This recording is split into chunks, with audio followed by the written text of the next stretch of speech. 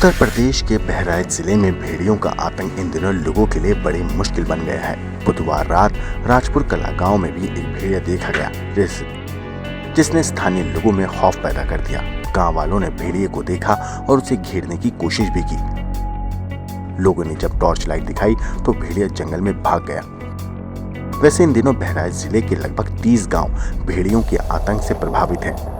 पिछले 2 महीनों में भेड़ियों ने 7 लोगों को अपना शिकार बनाया है, जिनमें महिलाएं और बच्चे शामिल हैं। वहीं दर्जनों लोग घायल हो गए हैं।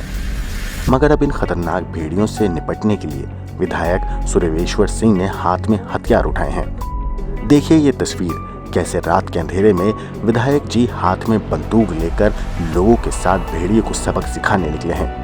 हमारे संवाददाता कुमार अभिषेक ने भेड़ियों के आतंक के ऊपर सुरेश्वर सिंह से बात की।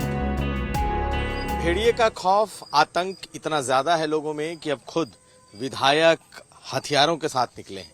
हालांकि शुरुआत इन्होंने ही की थी जब इनके इलाके में भेड़ियों के आतंक ने कई बच्चों को अपना निवाला बना लिया था। सुरेश्वर सिंह हैं, मेहसी से विधायक हैं और इस वक्त रात के वक्त अपने इलाके में गश्त करते हुए दिख रहे हैं। सर, आप बंदूक लेकर के निकले हैं रात में, आखिर आप क्या बताना चाह रहे हैं, क्या दिखाना चाह रहे हैं? हमको 4 लाख मतदाताओं ने अपना आशीर्वाद देने का काम किया है, तो हमारा नैतिक जिम्मेदारी भी है, हमारा दायित्व भी है कि जब उनके ऊपर कोई संकट आवे, सुख हो दुख हो, तो हम उनके साथ कंधे से कंधा मिला करके खड़े हों। आज जैसा कि आप सब लोग कह रहे हैं कि लोगों में डर महसूस हो रहा है भेड़िए के हमले से, तो जब समाज के लोग, गांव के लोग, हमारे मतदाता डरे हुए हैं, तो राइफल लेकर के हमारे निकलने के बाद में, चाहे हमारा कार्यकर्ता हो, चाहे मंडल अध्यक्ष हो, चाहे ग्राम प्रधान हो, चाहे अधिकारी या कर्मचारी हो, जब सोचता है कि विधायक जी स्वयं चल पड़े हैं, तो भी उसको भी अपने दायित्व का बोध होता है और वो भी उसी दिशा में चल देता है। और जो सकारात्मक कार्यों में लोग रुचि लेते हैं, सकारात्मक दिशा में चल करके, तो वो काम जो देर में होने वाला है वो बहुत जल्द हो जाता है। लेकिन अगर आप बंदूक लेकर के खुद निकले हैं सुरक्षा के लिए और कोई दूसरा बंदूक से उसका शिकार कर दे, तो उस पर तो केस हो जाएगा वन्य अधिनियम के तहत। तो आपको लगता नहीं है कि प्रशासन, वन विभाग ये काफी है? आपको कम से कम बंदूक लेके खुद निकलने के पहले सोचना चाहिए। हमारे क्षेत्र की जनता वन अधिनियम को बखूबी जानती है। अगर न जानती होती तो अब तक वन विभाग को इतनी कोशिश न करनी पड़ती। हो सकता है कि हमारे यहाँ के लोग ही अपने स्तर से उसको निपटाने का काम कर दिए होते, क्योंकि पहले भी भेड़िए रहे हैं, कोई भेड़िए आज नए नहीं आए हैं। लेकिन योगी आदित्यनाथ जी की सरकार में कानून का पालन होता है, इसलिए कानून के पालन के दायरे में हमारे क्षेत्र की जनता है और जो कानून कहेगा वही काम किया जाएगा। लेकिन कानून ये भी हमको इजाज़त देता है कि हम अपनी आत्मरक्षा के लिए जो लाइसेंस हमको दिया गया है, हम अपनी आत्मरक्षा में इसका उपयोग कर सकते हैं। ये हमारा मौलिक अधिकार है। कई लोगों ने तो डिमांड कर दी है कि भाई हमको अधिकार दिया जाए कि हम मार दें, खुद मार दें। तो आपको लगता है कि गांव वाले को अगर कह दिया जाए तो वो खुद ही निपटा देंगे, इतनी की जरूरत ही नहीं पड़ेगी? नहीं, ये तो वन विभाग तय करेगा कि किन परिस्थितियों में ऐसी कौन सी परिस्थिति होगी।